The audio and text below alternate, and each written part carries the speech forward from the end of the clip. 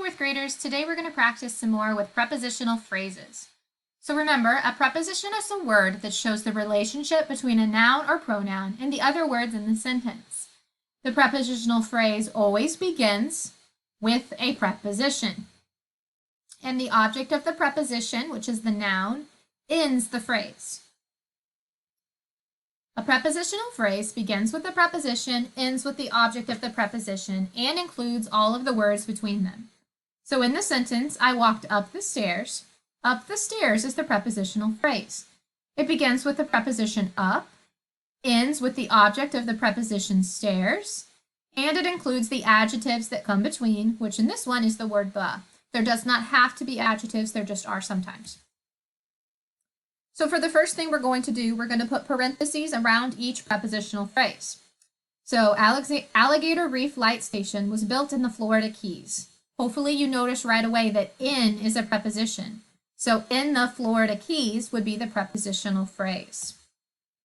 Number 2, men fastened its iron tower into the sea floor.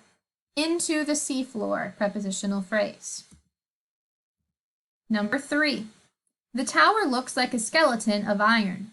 Of iron, prepositional phrase. The powerful winds of hurricanes have not toppled this lighthouse. Of hurricanes. Write a preposition that makes each sense in each sentence. You can see the list of prepositions to give you ideas. Ooh, I don't know how to say this word. Mantinicus Rock House was built on an island. The ground below the lighthouse is rocky. Under the lighthouse is rocky. Around the lighthouse is rocky. Lots of choices for that one. Number 7, the keepers traveled inland by a boat to get supplies. Number 8, life was hard whenever bad weather came in the island, along the island, around the island, or by the island. Lots of choices there. Same on the back, put parentheses around the prepositional phrases. It has to start with the preposition and end with the noun. Then write a preposition in the blanks, and then write a sentence using the word in as a preposition. Okay, so we move to reading class.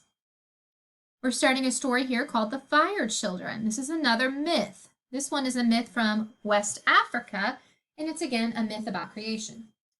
This West African creation myth describes the creation of the world as a basket of soil, trees, flowers, and animals hung in the sky by the sky god Name. 2 spirit people from inside the sky god, Asos-Ya and Kawaku Enesi, came down to the earth to make their home in a cave. They decided to form children out of clay and bake them on the fire. Each day, Name comes to visit them while the children are baking. Wanting to hide the children from him, the spirit people either snatch the clay shapes out of the fire before Name arrives, or leaves them baking on the fire whenever Name is there. Depending on the length of Name's visits, the children bake for varying amounts of times. The result is children of various colors: black, white, red, brown, yellow, and pink. Asos-Ya and Kawuku Enesi love them all. So this is kind of exploring a myth about the creation of different ethnicities. Of course, this is not a true story. This is a myth. Remember, this is a made-up story from a culture trying to explain where things come from. This is something where they didn't have God's truth. So they took what they observed around them and created a story. And so you can see it's based on things that may be true, but it's not true because it's based on what they see. What they see is the world God created. But it's not the true story of creation. It's just a myth, just a story. So the vocabulary: approach, hibiscus, suspect, trap door.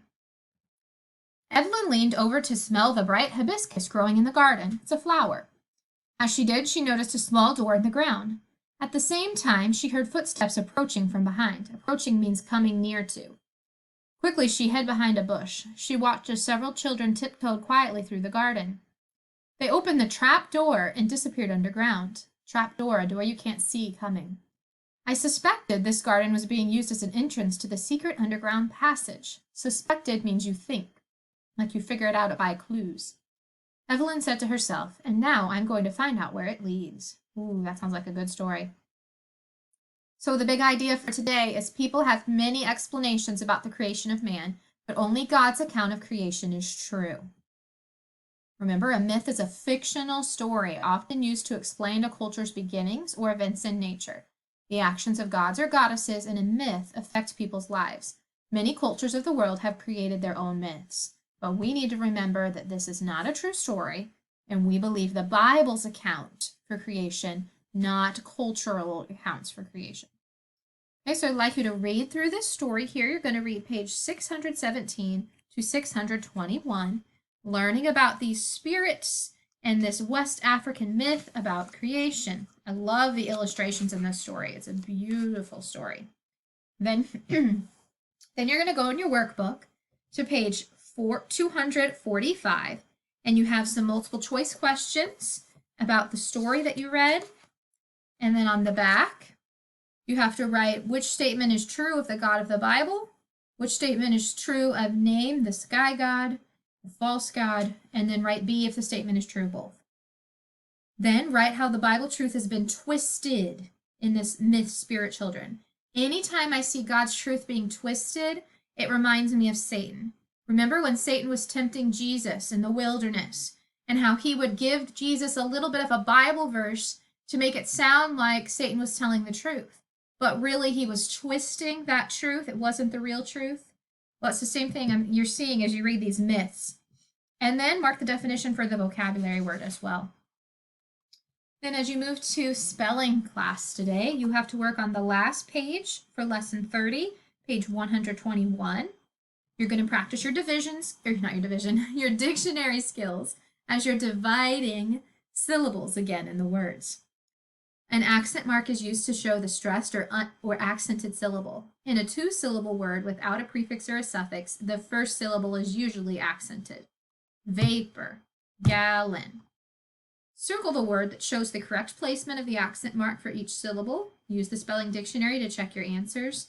The big clue is right at the top. You just read that usually the first syllable is the accented one. That's the way it is for these words as well. Then you're going to divide the words into syllable patterns. Check your spelling dictionary to see those answers.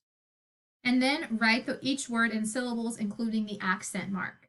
Again, you can look in the spelling dictionary of your book to see how to copy those answers correctly.